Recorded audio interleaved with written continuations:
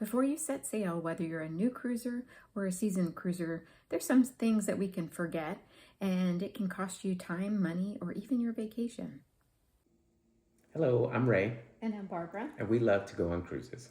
We want to share our experiences and our knowledge with you in hopes to inspire and educate. So we could be a blessing to others who share our passion. So the first thing is the type of booking that you make, whether it's a refundable rate or a non-refundable rate. And we just went through something recently that I didn't really think about at the time. And we have been cruising since, well, I've been cruising since the year 2000. We've been on over 30 cruises at this point, and I completely had forgotten something to confirm something with one of our cruises that we actually had to cancel. So we had a cruise scheduled for May that was going to be going to Alaska with Holland America, and I received an email from the cruise line for Black Friday deals and looked at the website and priced out what it would be based on the sale that they were having, and it did save us a good $1,300. I reached out to our contact, they switched the rooms, or they switched the rates, and then unfortunately things have happened in the last couple months that we decided it was best for us to cancel it. We also did have the insurance. We did buy the insurance for that. And when we went to cancel it or reschedule it, either one, we were going to get penalized for it for the 2 rooms that we have. So we were going to lose money whether we decided to reschedule or whether we decided to cancel. And when I went back to look at it, I was a little confused about why we were getting penalized, even though there was plenty of time before the cruise. This was back in January and the cruise was not scheduled till May. I thought we had plenty of time to make changes. And apparently when I had our contact rebook us for the cheaper rate, it went from our refundable rate, which is normally what we do, because if it's at least a year out, you want to make sure that you're not going to lose money if plans change.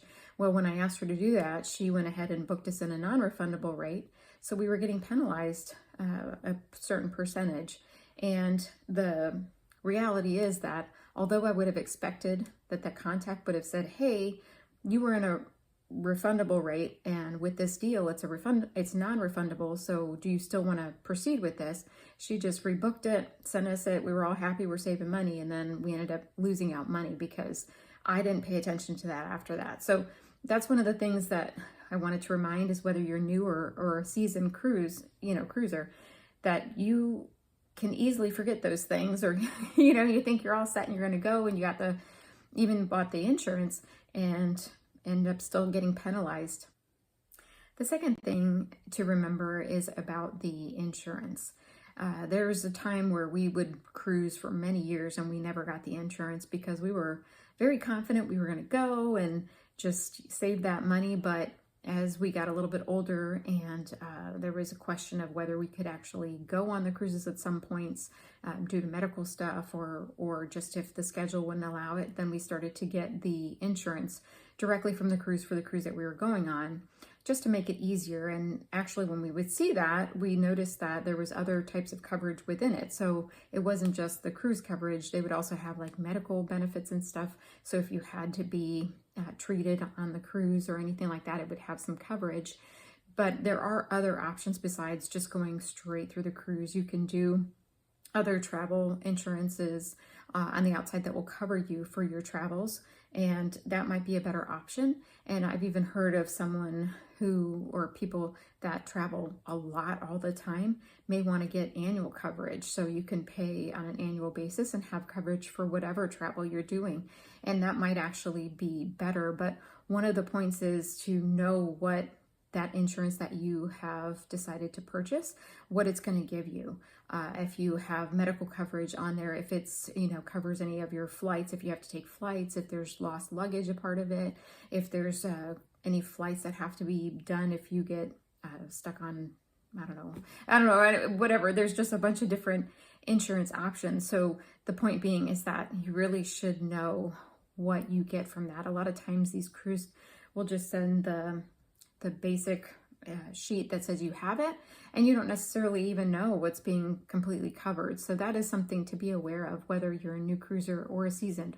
We never really looked into it much before, and at this point I think it's pretty wise to look into what you're getting through either the cruise itself or if you do go with an outside company.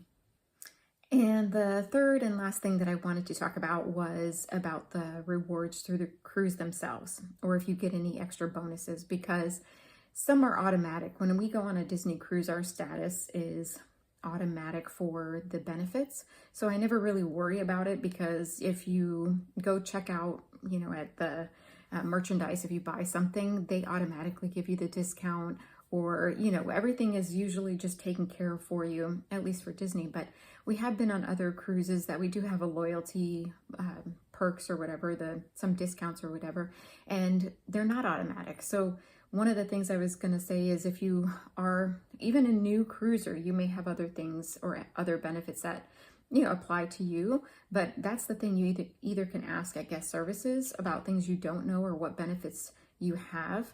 And if you're seasoned, then really to know what perks you get with your loyalty or your status, so that you're not missing out, because sometimes you will have to ask for those. And as a new cruiser or even a seasoned cruiser, I wanted to give a quick little story, which is not really specific for perks, but we had been on a Disney cruise for Christmas time, and we were just walking through and we saw that they were making gingerbread houses. So we're like, oh, let's go in and do that. And they're like, well, you have to sign up for it.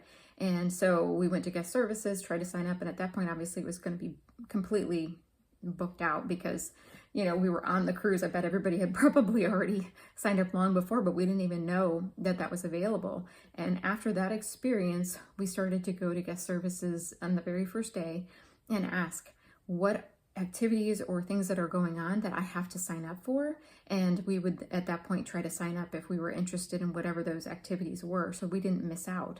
So that's, that was well into our cruising too. That was probably a good 10 years into our cruising, and we had no idea that there was activities.